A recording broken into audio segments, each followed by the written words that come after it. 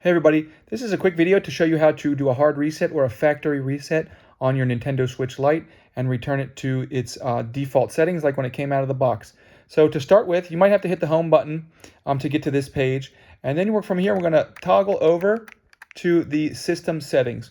We're going to hit the A button to confirm it, and then from here we're going to scroll down until we get to system. Again, we're going to hit the A button to confirm it. And then from here, we're going to scroll all the way down to the bottom, and we're going to get to formatting options. We're going to, from here, we're going to hit the A button to confirm it. Then if you have a code, you're going to have to put in your code. And then once you get through here, then it will give you the option to do a format and delete everything and return it to its factory settings. So hope this helped. Thanks a lot for watching. Have a great day.